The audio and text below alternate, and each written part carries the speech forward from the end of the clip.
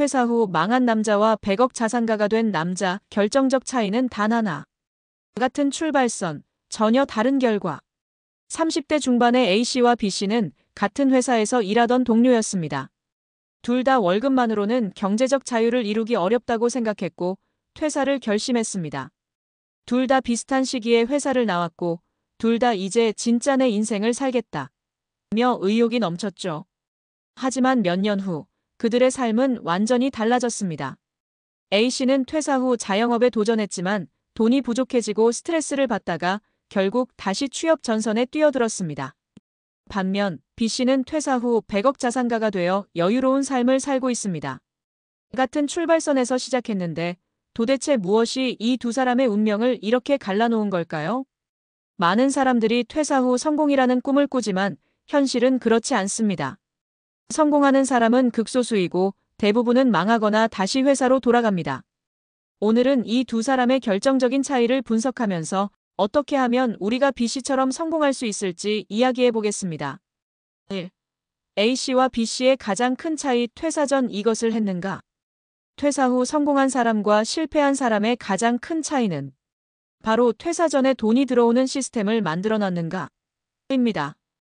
A씨는 퇴사 후 돈을 벌기 위해 열심히 일해야겠다는 생각만 했습니다. 그래서 카페를 차리고 온라인 쇼핑몰을 운영하고 유튜브를 시작했지만 결과는 실패였습니다. 왜일까요? 첫 번째 이유, 퇴사 전에 수익 구조를 만들지 않았다. A씨는 퇴사 후 사업을 하면서 처음부터 돈을 벌 수 있을 거라 착각했습니다. 하지만 현실은 다릅니다. 처음에는 돈이 나가고 고객을 모으는데 시간이 필요하죠. 퇴사 전에 안정적인 수익 흐름을 만들어 놓지 않으면 돈이 부족해지고 불안해집니다. B씨는 달랐습니다. 그는 퇴사 전에 부업을 통해 매달 20만 300만 원 정도의 수익을 꾸준히 만들고 있었습니다. 블로그, 유튜브, 온라인 강의, 투자 등 여러 가지 방법으로 수익이 나고 있었죠. 즉, 회사를 그만두더라도 당장 생활비 걱정을 하지 않아도 되는 상태였습니다. 이 차이가 바로 퇴사 후 망하는 사람과 100억 자산가가 되는 사람의 결정적인 차이입니다. 여러분은 지금 당장 회사를 그만둬도 돈이 들어올 수 있는 구조를 만들어 놓았나요? 2. 돈을 버는 것보다 키우는 것이 중요하다. 퇴사 후 망한 A씨는 돈을 벌기만 하면 된다고 생각했습니다. 하지만 B씨는 달랐습니다. 그는 번 돈을 키우는 것에 집중했습니다. 부자가 되려면 돈을 버는 능력보다 돈을 키우는 능력이 중요합니다. A씨는 벌어도 계속 써버렸고 사업에만 돈을 투자하다가 결국 망했습니다. 반면 B씨는 번 돈을 투자하고 불려나갔습니다. B씨의 자산 키우기 전략 3단계. 1단계, 퇴사 전 부업으로 최소한의 수익 흐름을 만든다. 2단계, 번 돈을 무조건 자산으로 바꾼다. 주식, 부동산, 사업 등. 3단계, 돈이 돈을 벌게 만든다. 자동화된 시스템 구축. 결국 B씨는 퇴사 후에도 자산이 계속 불어나면서 100억 자산가가 될 수 있었습니다.